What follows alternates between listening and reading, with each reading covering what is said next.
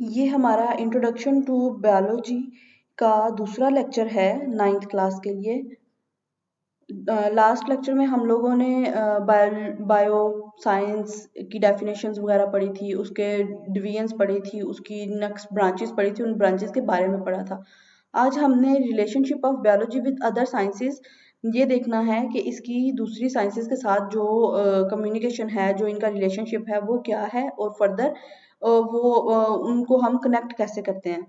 The inter relationship among different branches of science can not be denied. हम इसको deny नहीं कर सकते कि दूसरी जो साइंसेज हैं उनके साथ भी बायो का लिंक है। Biology includes information on various aspects of living things, but these information relate to other branches of science as well. Each branch of science has relationship with other branches. For example, जब हम movement of animals जो को study करते हैं तो जो biologist हैं वो refer करते हैं to the laws of motion in physics. This forms of basis of interdisciplinary sciences. तो हमारे पास जो इंटरडिसिप्लिनरी साइंसेज हैं उनमें सबसे पहले आती है बायोफिजिक्स। बायोफिजिक्स में हम फिजिक्स के प्रिंसिपल्स यूज करते हैं जो बायोलॉजिकल फिनोमेना है उस पे। For example, there is the similarity between the working principle, lever का जो प्रिंसिपल है काम करने का फिजिक्स में, and limbs of animals in biology, ये दोनों सेम प्रिंसिपल पे काम करते हैं। तो इसलिए ये फिजिक्स को और बायो को जोड़ती है। उसके बाद बायो एंड केमिस्ट्री। बायोकेमिस्ट्री भी एक लिंक्ड करती है एक दूसरे को, इन अ सेंस के जो बेसिक मेटाबॉलिज्म हो रहा है फोटोसिंथेसिस का या रेस्पिरेशन हो रही है, इसमें ये केमिस्ट्री का काफ़ी ज़्यादा नॉलेज बायो में आ जाता है। तो ये इनको जोड़ती है। फिर बायो मैथमेटिक्स आ जाती है या बायोमेट्री आ जाती है। तो ये मैथमेटिकल टेक्निक्स को, टूल्स को यूज़ करते हैं। या फिर इसकी एग्जांपल ऐसे है कि जब कोई भी रिसर्च वर्क किया जाता है, एक्सपेरिमेंटल काम हम करते हैं, तो उसमें सारे वो जो अदाद-ओ-शुमार आ रहे होते हैं उनको उन बायो के रूल्स अप्लाई करके हम अपना कंक्लूजन लेते हैं। उसके बाद biogeography, it deals with the study of occurrence of distribution of different species of living organisms in different geographical regions of the world.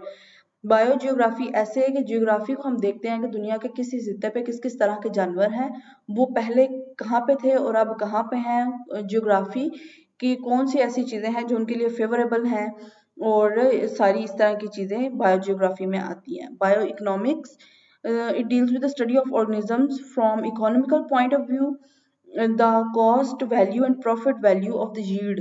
इसमें देखा जाता है प्रॉफिट को दिमाग में रखते हुए कि जैसे वैल्यू जो है वीट की can be calculated through economics, and benefits और लूजेस कैन बी डिटरमिन्ड के जो हमने फसल लगाई है ये हमें फ़ायदा देगी तो कितना देगी, और अगर नहीं देगी तो नुकसान देगी, और कितना देगी, या दोनों ही नहीं होगा, फ़ायदा भी नहीं होगा नुकसान भी नहीं होगा, एक बैलेंस इक्वेशन जाएगी। तो कैसे, वो बायो इकोनॉमिक्स बताती है हमें। फिर समटाइम्स ये भी क्वेश्चन आता है कि जी आप बायो पढ़ेंगे तो उसके बाद करेंगे क्या, सिर्फ टीचिंग के अलावा आपके पास क्या ऑप्शन आएगा। तो ऑप्शंस आर मैनी अगर किसी ने चूज करना हो तो इसमें सबसे पहले मेडिसिन, फिर उसके बाद फिशरीज है, एग्रीकल्चर है, एनिमल हस्बेंड्री है, हॉर्टिकल्चर है, फार्मिंग है, फॉरेस्ट्री, बायोटेक्नोलॉजी, वेटनरी मेडिसिन है। बायोटेक्नोलॉजी में आप चले जाएं, इन्वायरमेंटल कंसल्टिंग है, जेनेटिक काउंसलिंग है, ये सारी चीज़ें आ जाती हैं कि बायो पढ़ने के बाद आप किसी अंधे कुएं में छलांग नहीं लगा रहे। There lies so many careers in there. Muslim scientist थे हमारे जिन्होंने काफ़ी ज़्यादा काम किया है बायो पे या साइंसेस पे ओवरऑल, तो have been made great contributions to the study of science. Science पे काम किया हुआ है, and we are aware of their success in different fields of science. हमें पता भी है काफ़ी ज़्यादा, पर उनमें से हम कुछ को अभी पढ़ेंगे। Here we would summarize the work of Jabir bin Hayyan, Abdul Malik Asmai, and बुअली सीना in the development of present day knowledge of plants and animals, के हम इनके अभी तक जो लिखे हुए बुक्स हैं, जो आर्टिकल्स हैं, जो चीज़ें हैं, उनको इस्तेमाल करते हैं अपनी वेलफेयर के लिए, साइंस की वेलफेयर के लिए, बायो की वेलफेयर के लिए यूज़ करते हैं।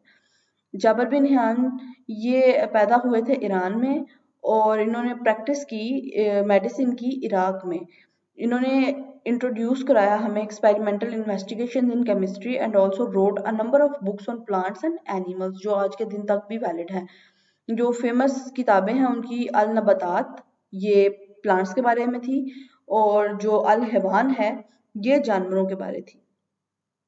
अब्दुल मालिक अस्माई, अब्दुल मालिक अस्माई जो हैं इनको फर्स्ट मुस्लिम साइंटिस्ट कंसीडर किया जाता है जिन्होंने एनिमल्स को की डिटेल्स दी, एनिमल्स की डिटेल्स को पढ़ा और लोगों तक पहुंचाया। हिज फेमस राइटिंग्स इंक्लूडेड अल अबील मतलब कैमल, अल खील मतलब हॉर्स, अल वहूश एनिमल मतलब एनिमल, एंड द हल्कल इंसान। Abu Ali Sina, he is honored as the founder of medicine called as Avicenna in West. हम बू अली सीना कहते हैं, जबकि इनको वेस्ट में मतलब मगरिब में यूरोप में इनको एवेसिना कहा जाता है। He was a great physician, philosopher, astronomer and poet. One of his books, Al Qanun fi Tibb, is known as Canon of Medicine in the West. आज भी देखते हैं, पढ़ते हैं, इंस्पिरेशन और बेसिक गाइडलाइंस इंटर से ही लेते हैं।